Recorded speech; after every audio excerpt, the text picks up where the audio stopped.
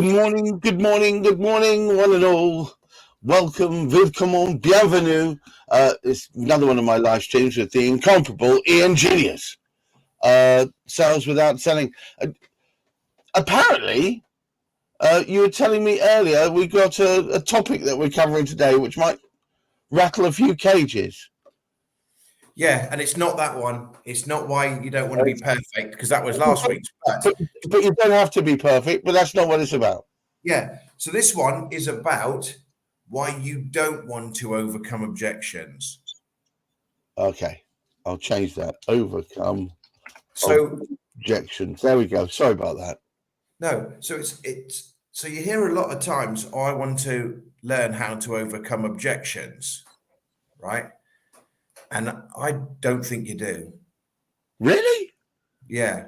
If somebody's saying, I don't want to buy because of this, or because my auntie has said something in the morning and I think that's a bad omen, or because three birds flew in a small tight formation over my domicile, or my friend said it wasn't a good idea, or I read somewhere that I shouldn't be doing this sort of thing right now. Yeah. I shouldn't try and overcome that. So I'm going to go two completely different directions with this. But the first one, so they give you a load of objections. Right.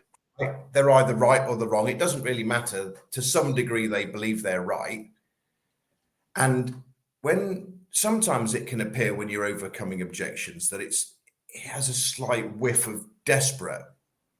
Yeah.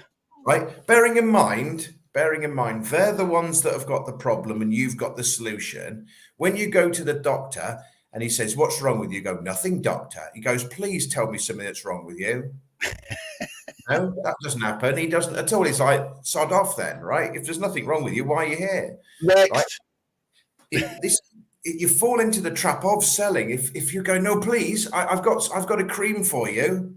I've got my magical elixir will help you out." So suddenly the dynamic of they've got a problem that you can actually help and you're the doctor and they're the patient swap to, "I'm going to sell you a right load of old tat," right? And the thing is, it can just appear that there's some sort of level of desperation to it, and it's cat and string. So when the cat has got the string, the cat has no interest in the string. No, of course not. I only want it when it can't have it.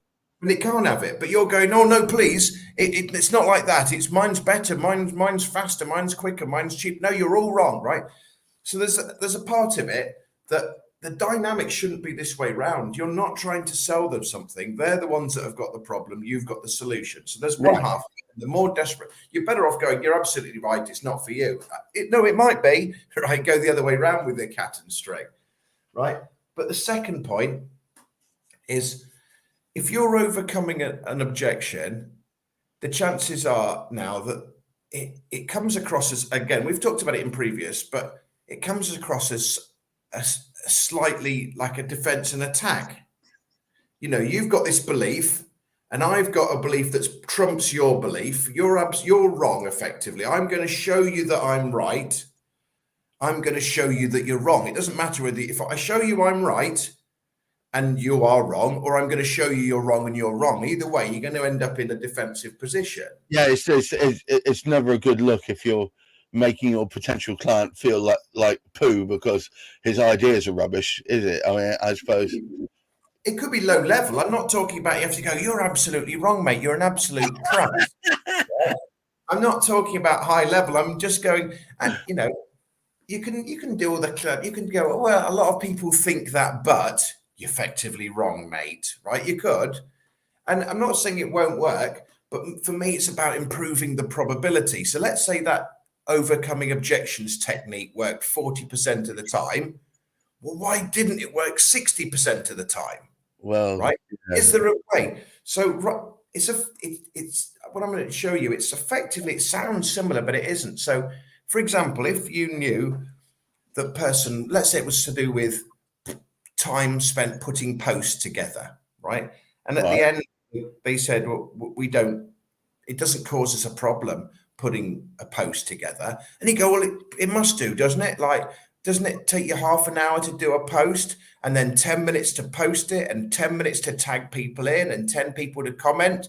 But the thing is, now they've already brought up the objection. You're telling them why it isn't probably, to help them to remember why it was actually is. They're saying it's not a frustration. You're showing them, proving to them it is a frustration, right? And again, maybe 4 out of 10 times that might work. Again, I'm not saying it's right or wrong. All I'm just saying is there's a better number than that, right? Right. So Right. from experience, there's only so many objections to a problem you have. And if they're not absolutely bespoke to, they'll be similar in concept.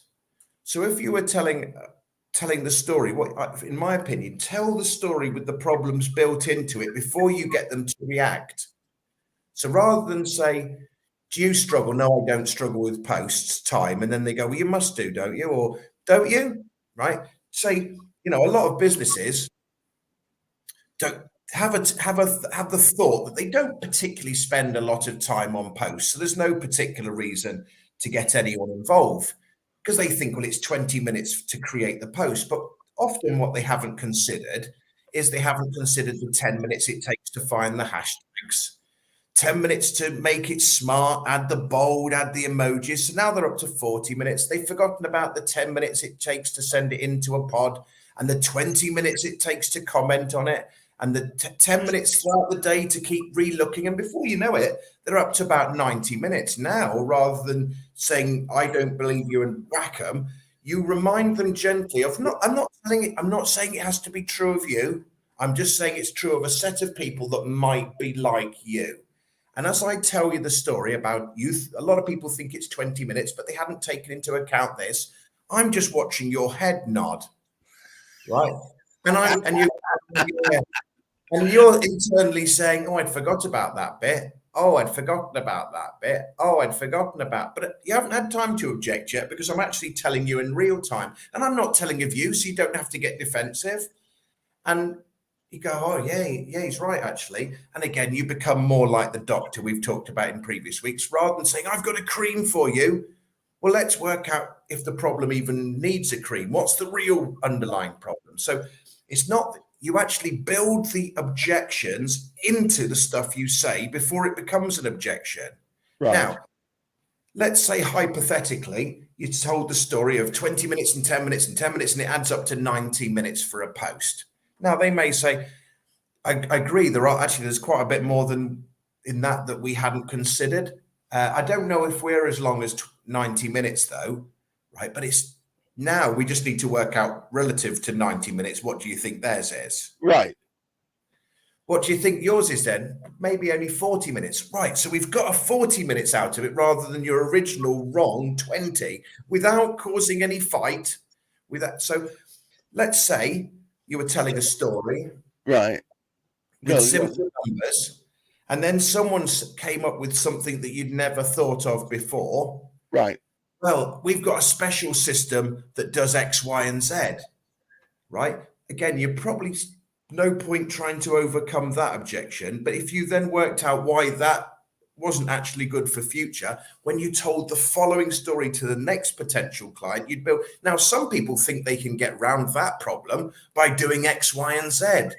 But the pitfalls of that are A, B, and C. So every time you get an objection to your original story, you add it and develop the story so that the next time you retell the story, it builds in the person's previous objections till you eventually cut out your whole body of information has all the standard objections already built into it. So before they've got a chance to get into fight mode, you've already nulled them all out. Right. All right. Okay. So, but wouldn't it be obvious that they'll see it coming from a mile off that what you're trying to do is you're still trying to tell them they're wrong, but in a roundabout way? I mean, what you need to do, if you when you're explaining what your service is all about, I mean, normally I would open with, like, I'm sure, whatever it is, if someone was doing marketing, right? Let's say someone was doing marketing strategy, the chances are this person they speak to is not the very first person they've ever spoke to that's done marketing strategy before, right? They weren't born this morning and it's the very first person they've met. So the chances are, but there's also a high chance that what this person does is marginally different to every other solution. They've got their own little spin, Yes. right? But they're not going to know about their own little bespoke spin if they don't tell them a little bit about their business. So I'm sure you've had lots of conversations with previous people about marketing strategy. Is it okay if I just explain how my service differs from some of the competition, just keeping the language simple? It just makes it a lot easier for me to explain. No, that is definitely the right way. But it's always a danger when you do that. It sounds like, well, I'm so much better than they are because they're rubbish and I'm really good. Whereas what you're trying to say is, what most people don't take into account when they are looking at X, Y, and Z is these hidden areas. And by the way, we cover those areas. It's a slightly different approach to the same problem. It's the same. It's just a slight. It's not a complete 180-degree spin. It's like a 73-degree spin. It's taking the idea, but you need to overcome the objections. That you do need to, because if they're thinking it's a price problem and they don't realize the value, if it's that they don't understand, if they've got a wrong assumption about something, you do need to overcome it. It's how you go about overcoming it. Once they're in fight or flight mode, nothing you say is going to work, because they're going to defend. If you've got a black cat, they've got one that's even blacker. Right? You know this. Everyone's had these sorts of conversations. It doesn't matter now what you say. Everything you say, they're going to object to. Of course. Oh, that's the nature of the beast, isn't it? Yeah. How do you reduce, since all you're trying to do is help them, how do you help them to fully understand, to get rid of any assumptions, to fully understand the full picture? If they understand the full picture with all the pitfalls of what they're going to do, and they still choose it, well, that's their choices. But if you've done everything to make sure they know not just this bit, but the overall picture, the pitfalls that they weren't aware or made the wrong assumptions of, that's all you can do. So, and again, you can keep tweaking and improving. So don't give in if it didn't work the first time. Find a better way and a better way. But it's just, you need to overcome the objections. It's how you go about overcoming the objections. Don't do it in a fight. Tell a story that they can relate to or they don't have to relate to, because that's the problem. When you tell the story of someone else, they can't be defensive about a story you're telling of people in the past, right? But as soon as you say, but you must do this, or are you sure you don't do more of this? It's straight to you. And you're like, no, I'm sure I don't do any more of that. And it's just an impossible battle to win. So what you're saying is you need to spot these potential pitfalls well before you even start taking the steps, don't you? Yeah. And so otherwise you end up with it in a sort of he said, she said type scenario. You know, one of the objections to if the standard objection was price and you're more expensive, you could say, now, obviously, what a lot of clients will focus straight away on price, but they haven't taken into account X, Y, and Z. Our price is a little bit, but it does take into account X, Y, and Z, right? But you've already built it in before they go, oh, you're a bit expensive. You've already taken this. Rather than you bringing up the objection, I'm going to beat you to it. I'm going to bloody bring it up. Yes, it reminds me, and this is going to sound like a weird one. There was a film called 8 Mile with Eminem, and the way in which he defeated in the final power rapping session, or whatever he wanted to call it, was he basically laid out all his weaknesses to his opponent, so that his opponent would have nothing left. So it's kind of what you're advocating, isn't it? You're saying, I realize this as well, but we've already prepped for this. And the last thing I'll say on that is you need to overcome these objections. If they've got a price problem, value problem, understanding problem, confidence problem, whatever it is, until you get them out of the way, you're not going to get anywhere. But you can't guarantee they're going to bring up the objection because maybe they don't know how to use the terminology. Maybe they don't quite understand how to phrase it. Right. You do bring it up, so there's no way you've brought all the objections up, all 10. And you knocked all 10 down. If they brought 3 up, great. But 7 still didn't ever get touched. No, it's actually far better to get it out the way up front, because then it also puts a sheen on that you are absolutely a business with integrity, that you're willing to take a look at yourself in this way. And you can tell people your weaknesses, just like, like you said in 8 miles. Look, you say, look, these are the things I'm good at. I'm not particularly good at this, this, and this, but suddenly they're going, this person's not telling me he's amazing at everything, or I've struggled with this, this, and this. Actually, this is just honest integrity. Actually, do you know what? To finish this up, because we're coming to close here, that is truly sales without selling. I never thought I'd say that, but it is, because you're getting them to appreciate that you're a human rather than just this superhuman sales machine. Ian, thank you once again, elucidating the rest of the world and making sure that we understand that sales doesn't always have to be a bind. It can be actually relatively easy as long as you make them feel like you are the person you are, act with integrity, be authentic. Ian, take care, mate. That was great work. Take care, everybody. Thank you. I look forward to the next one in the series of Sales Without Selling with the Engineers. Take care. Bye-bye.